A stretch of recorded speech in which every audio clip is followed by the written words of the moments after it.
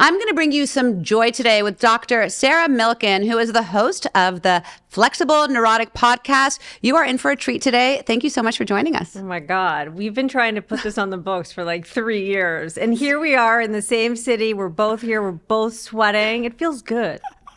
You are hilarious. Your podcast is hilarious and yet sweet. so spot on. I mean, you are a doctor. You have your PhD in educational psychologist. You know what you're talking about, but you do it in a light, meaningful, funny way. And God, do we need that right now. So thank you, Sarah. You. Really, thank you for doing what you're doing. Ask my husband and teenagers. They might disagree with you. They're like, whoo, TMI. I mean, I'm sure you make everyone laugh. And honestly, the most important thing in a household is the anchor is the mom, and mom needs to be funny. She needs to be light. Otherwise, well, I have to because I don't cook. So I have to have like something going for me. So, there you go. That's my love language. I'll just make fun of you. I love it. I love it. I'll take it. It's a great love language. You need someone to be the curator of joy in your household, 100%. And you're doing that. And then when you hit our age, which now my girls, I have 4 of them. Which is amazing to me because I have 1 and that's enough. Like you're like estrogen station. I don't even know how you do that. There's a lot going on. And God, they are amazing, respectful, beautiful. But lately they've been saying, Mom, how does it feel to be middle-aged? Wow. Yeah. Middle-aged. I get it. Right? I get it. So Sarah, your whole podcast is about that. It's about midlife. How do we steer our life? How do we get it going again? And honestly, the truth is we live in West LA. High pressure from everyone, from ourselves, from the community to just perform. And you have a different take on it. When you're feeling the stress of, okay, my kids are older now. I may have taken a pause in my career. I want to find my passion again. Where do you start? That's such a good question. I'd be like a self-made billionaire if I could answer that completely and fully. But the real honest answer is no one is coming to rescue you, And I am like queen number 1 of saying that I think I had this like secret wish that my husband, who has his own business and whatever, that he was going to wake up one day and be like, Sarah, I have this really good midlife project for you. And here it is in like a blue box with a ribbon, But that never happened. I also never asked him for it. But as we know, something that someone else gives you, it's never the same. And I just realized that it was something that I needed to create for myself. And that's kind of how this whole podcast and platform came about, was sort of me figuring out like, what is my pivot? And at the time, I didn't know exactly what it was, but I knew that I had to dig for it. And because I'm such a digger of information to the point where like you're cross-eyed about it, I thought, okay, like let me start a podcast. Let me research and interview experts who are in this menopause journey in some capacity, like whether it's makeup or vaginas or whatever it is, it's all somehow related to the midlife journey. And as I dig up these golden nuggets, as I call them, let me bring a bunch of midlife women like on the journey with me. And that's basically the Instagram and the podcast is like, hey, come watch my husband do stretches before he goes and does golf, because midlife men do need to stretch. And at the same time, let me show you the protein that I'm drinking and this and that. Because as we know, and as I call it too, it's like midlife is like a sandwich. There's like 4,000 fucking layers. There's good layers, there's shitty layers, there's medium layers, there's sweaty layers. And sometimes it's free sandwich day and you wake up and you feel like $1 million.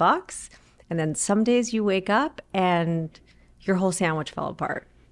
So and true. It's just kind of playing hormone roulette with obviously a plan. It's not like everything's unplanned, but I don't think we can always predict, how we're going to feel. We try to do, like we talked about before we started, like the protein, the weights, all the things, but that never really predicts how you're going to feel every single day.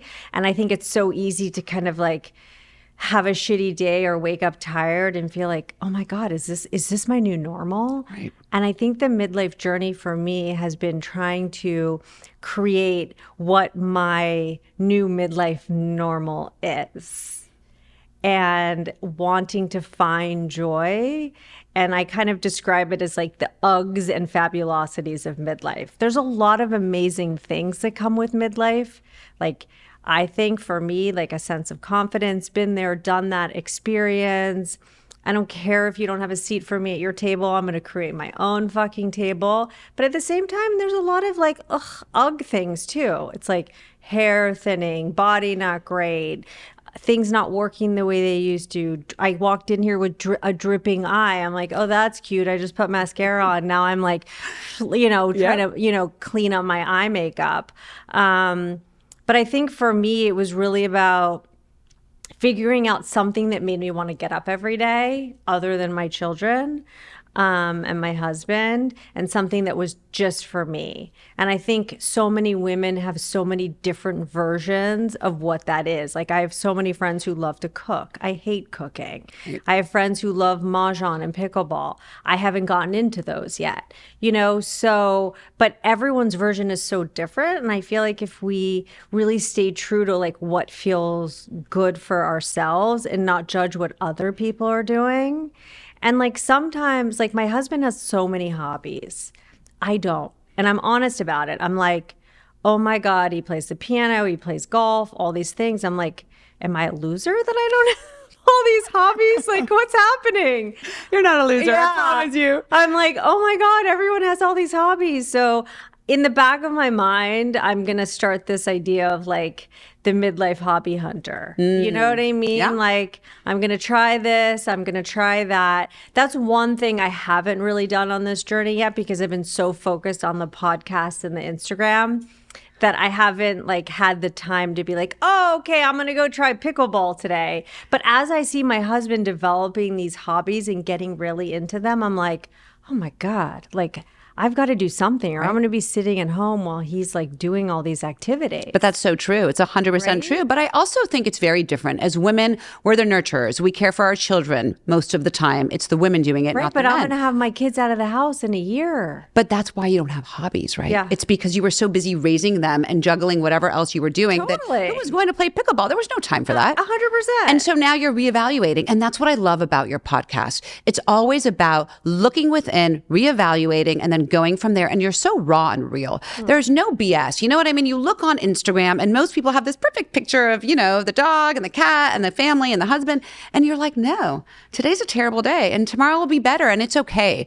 I think what you're saying to women is it's all good. We're on this journey together. It's all good. But you have the expertise. And that's what's different about you than most people that create podcasts. You have the expertise. You're a doctor of psychology. And that's a big deal. Okay. I'm like, wow, that was a long time ago. It's a big deal. And with that comes your expertise. So you're not just kind of throwing out tidbits, you're throwing out expert advice in your Flexible Neurotic, which by the way is the best name ever and suits your podcast. It's so brilliant. I love it. I love it. I love it. Thank you. I want to know how you came up with the name. I want to know how you started the podcast because we women have all these ideas, right? We get so excited and we're like, I'm going to do this. I'm going to write a book. But how did you actually make it happen? Okay. Well, do you have a lot of time? No, just kidding. Look, I went to an Ivy League school. I got a PhD. I did all the things. I did the kind of like performance, benchmarks, checked all my boxes. And then I decided to go back to school. I think I was maybe 26. I got my master's, my PhD, and I was like gung-ho, I'm going to have this career. I grew up in a house with two working parents. My mom was a CEO. So for me, that's what I knew. I knew moms work and moms are CEOs. And like, that was my house. That was my life. And then I had my first kid and I thought, oh my God, wait, I don't want to leave him. And my parents were like, what? Like, you just did like 1,000 years of schooling and you're going to be a stay-at-home mom. And at first, look, I felt very judged by them because they were judging me. But then I think that after they saw that I was an invested mom and I wasn't just kind of like handing it off and writing it off, they began to understand it. But everyone has like a different path. And I never thought that I would take that path until the minute it happened. So I think one thing that I learned from that is that whatever plan you have, expect that there could be another plan that's possible. You never think something is possible until you're there, right? 100%. And I think the other thing is I've sort of realized looking back retrospectively that life is seasons. And so for me, I realized at the time, for me, I couldn't do everything at the same time the way I wanted to. So I was fortunate enough to be able to make that choice and decide to stay home with my kids. And, it was a plausible option for me, whereas obviously everyone's in a different situation. But like I said, the grass is always greener. It's like, yes, I'm home. Yes, I made this intentional choice. But at the same time, it was like fucking Groundhog Day. A lot of the time, it's like the same day over and over again. And there were times where I was like, did I make the right choice? But overall, I still felt good in my skin. Otherwise, I would have changed it. Right. But I just think that like now, once I hit 45, my first kid, Jake, he was 16. And I thought, oh my God, I'm getting an incredible case of the midlife itchies. I need to have something to scratch my itch, something that's not related to my kids, not related to my husband. What am I going to do? So I did like the stereotypical LA thing at the time, which I didn't even know was a stereotypical LA thing. I hired a life coach and I was like, what am I going to do with the rest of my life? And we all think that when you hire a life coach, they're going to be like, okay, Sarah, you should start a podcast. That's not really what it is. Right. It's mostly about keeping you accountable for helping you figure out what your next step is and have you done that step. They're not necessarily like creating a business plan for you or telling you exactly what you should be writing a book about or whatever. So I did that. And then COVID started 3 weeks later. And I was like, okay. But in terms of like how I came to the Flexible Neurotic podcast name, I think that because I am such a digger and a researcher, and that's sort of like the basis of getting a PhD for me was the research aspect of it. And I'm the type of person who like, if I have a question about something, I'm going to find that answer. I don't care if it's 5 doctors, 10 doctors, 3,000 emails, like I'm going to get the answer that will eventually satisfy my need. And then I feel better about it. So that's sort of where the flexible neurotic came in. It's like, I'm neurotic until I sort of feel comfortable and satisfied with the answers that I've dug up. And I think that one of the kind of fun tools, metaphorical and literal tools of my podcast is this golden shit shovel. Like, hey, you guys, we're all midlifers. We all have our sort of bedazzled golden shit shovels. And like, let's dig into the layers. And look, everybody's going to find different answers that work for them differently. Right. Like you can interview 5 experts. Half of them tell you to intermittent fast and half of them tell you not to intermittent fast. Right. I'm not here with my podcast to say, hey, Sharon and every other midlife woman, you should be intermittent fasting. I'm here saying, look, I'm going to interview someone who says, yes, you should intermittent fast. No, and then someone else who's like, no, intermittent fasting isn't great for women. But then it's on you as the listener and the doer and the midlifer to be like, let me take this information, try it out, and see how it feels. I love that. I love that. You're not telling people what to do. I see a golden shovel over there. Oh my gosh, there it is. The golden shovel. The sprayed Home Depot golden shit shovel that everyone should have in midlife. This is fantastic. We dig deep. I mean, I love it. Well, the thing is, you do dig deep and you bring in some great experts because you're digging so deep. So you're bringing in these people who've got great nuggets for us. But I love what you said. You're not telling anybody what to do. This isn't about like, all right, here's my point of view and you need to subscribe to what I'm doing. It's more like, I found these great experts and here's what they have to say and figure out what works for you. Yeah, and you're not going to love everything. All right. And look, most of us don't love everything that we're supposed to do. But it's, as you know, like with habits, it's finding things that are slightly uncomfortable, that don't feel amazing at first. That's right. Like I call it the dumb and necessary weights with the lifting weights. I don't love it. I'm going to be honest. I'm not like an endorphin junkie where I come out of the gym and I'm like, oh, I'm fucking pumped and this is amazing and blah, blah, blah. I'm like, fuck, I have to do this again. But I know for me that like, based on the research, my brain, my body, my muscles, all the things, longevity, that it's the right thing that I should be doing. But again, I only do it twice a week. Some people do it 4 times a week. But it's finding what works for you. And you can't always do everything all the time. You just can't. Totally agree. And you've got to laugh. You have to. Don't take yourself so seriously. I mean, that's the message I hear from you all the time is don't take everything so seriously. Yeah, and if you need a break, take a fucking break. This past weekend over Yom Kippur, my parents both had like hospital stuff last week, and I was like, I can't do all these things. I don't have to. Like, everyone has to take a minute and do what feels good for them. I didn't feel like, oh my God, I have to go to 6 temple services just to say that I did it, just to show everyone on camera that like I went to 6 services.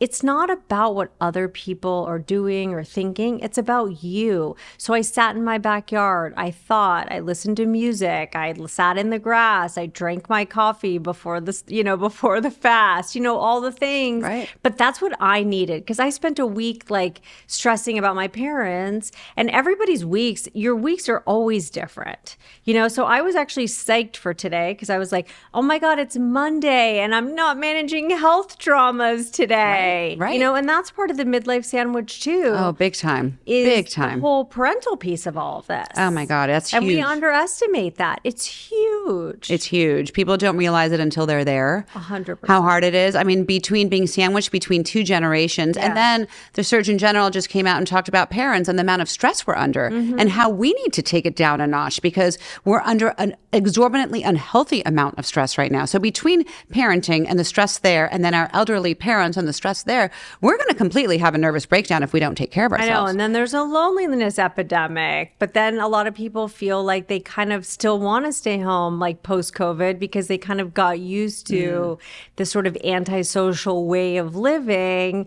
And like, especially older people where it's like, no, you guys, we're going to get back up. We're going to go back outside. Like, this is not our new normal to sit on the sofa. And now that like sitting is the new smoking.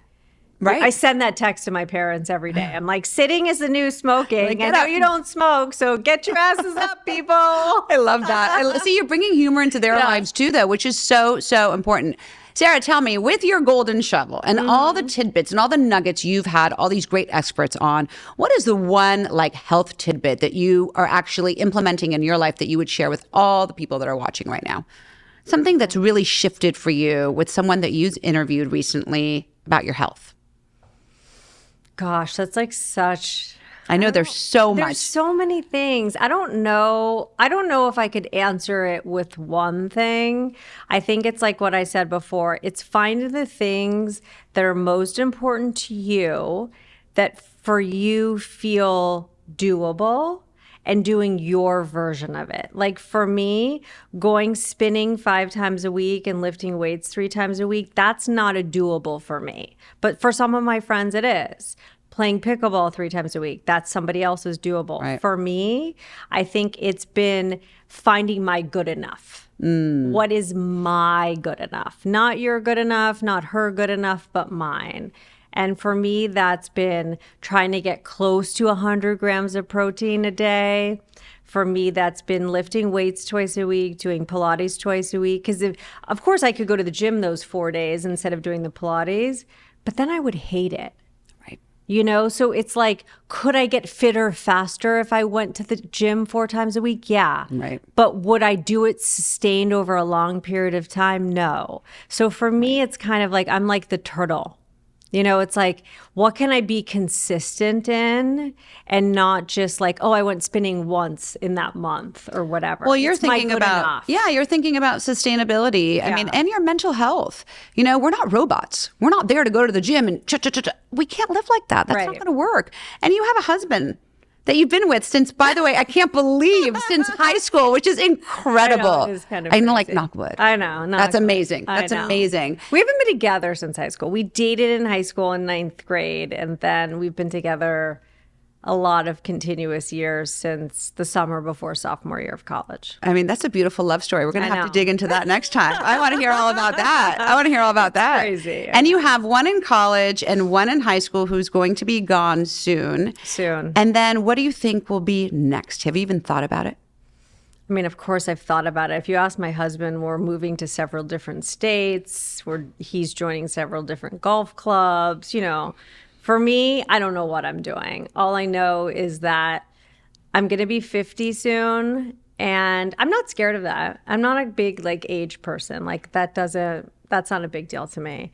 It's more, I'm fortunate enough that I have a good relationship with my husband, but that doesn't mean that every day is the most joyous, abundant, fun, glimmery day of my life. Like we talked about before we started filming, it's a lot of it at this point in life is planning, and it's a combination of planning in terms of maximizing opportunities for experience and growth. So my husband's let's think about other places we could possibly live for short periods of time just to change things up a little bit.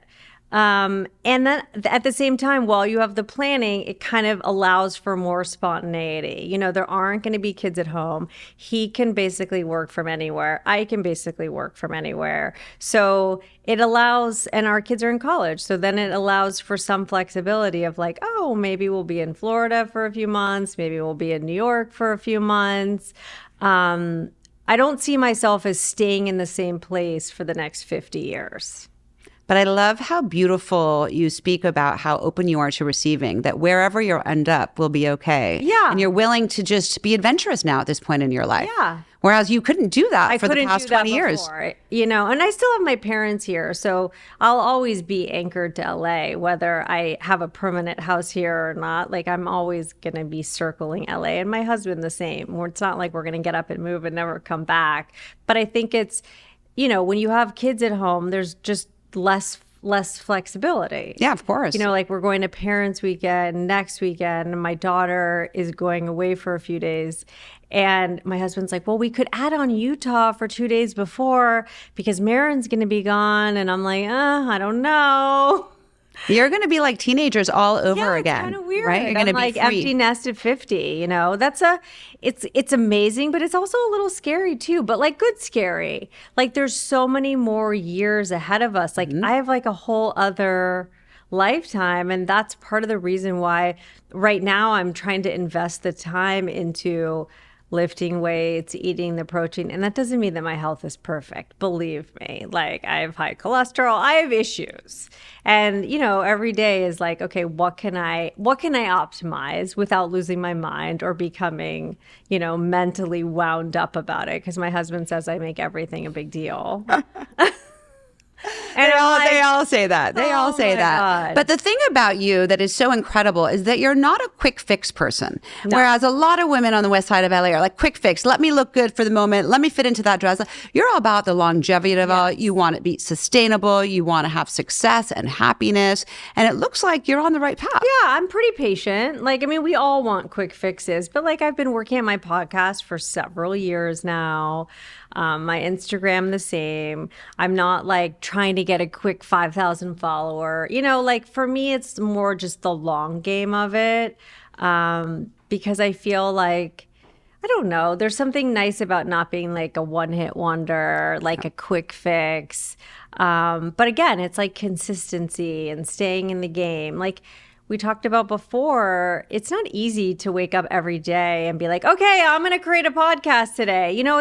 It's hard. It is. It's hard to constantly keep up the momentum on Instagram. Sometimes I'm oh, I just have to get off of Instagram. And then when I take 2 days off, I'm oh, should I go back? Should I take a month off? It's hard to find that balance because Instagram is amazing in so many ways. I couldn't have done my podcast without it. But at the same time, it's like a vortex. It is. And it takes up so much time. And there's so much negative, but there's so much positive at the same time. It's community, but it's not in-person community. So it's kind of finding that balance between real life and not real life. But look, I would have never found you if it weren't for Instagram. Right, that's what I'm saying. Right? And it's so there's so much, yes. As long I put a timer on for myself. I have a timer so I know at 30 minutes it ticks and I'm off. Otherwise, I'll just be on there for hours. It's like a rabbit hole. And it can be very unhealthy. Sarah, do me a favor. Look at this camera here and tell all the women out there who are at a crossroads right now and wanting to create something new, what advice you have for them. And in the moments when they want to quit something they've started, how to keep going. I think for me, it was realizing that I was in the midlife waiting room, waiting for my husband or Amazon or something quick fix to come and fucking rescue me. And I realized that as hard as it is, that it's all on me to wake up each day and take that day for what it is. Whether that's sitting on the sofa and doing absolutely nothing and being okay with that and giving myself grace, or if it's reaching out to 20 people to be on my podcast and getting some no responses, some no's and some hell yeses, and that not every day is this, amazing, fulfilling day. Like some days are great, some days are not. And I think the other thing is just realizing that I think in midlife, well, all of life, but especially midlife, especially when you're having all these hormonal issues going on, you don't know what's real and what's not. Is this brain fog because I'm fucking bored? Or is this brain fog because my estrogen's not high enough? And you don't know what's what. But just remembering that everyone else is in the same boat and they may look like their lives are perfect on Instagram and social media, but everyone at the end of the day has imposter syndrome, feels a muffin top, even if it doesn't look like they have one, and doesn't always feel like $1,000,000, and that everything in life, especially midlife, is hard and good. So if you are trying to get in the 100 grams of protein, if you're trying to get in the 10,000 steps, all of those things are really good, but they're also really hard, and that's totally normal to feel hard and good. Oh. Thank you for being so raw and real. And thank you for making us laugh at times where sometimes we want to pull all our hair out. God, so do I. Trust me. Your podcast really is like a relief from it all. Great advice, great expert advice. Thank you for doing what you do. Oh, thank you for having me. Thank you for inspiring us. Oh my God. Really. I know. Some days I feel like $1,000,000 and other days I'm like, nap time. And that's okay. And that's okay. And you are just saying it as it is. So everyone who doesn't follow Dr. Sarah, make sure you do. She's amazing, the flexible, neurotic. She says it as it is and brings in great expert advice. And you can go and shove with that golden shovel with her. Go and shove. And we'll see you guys all next time right here on Moms Matter.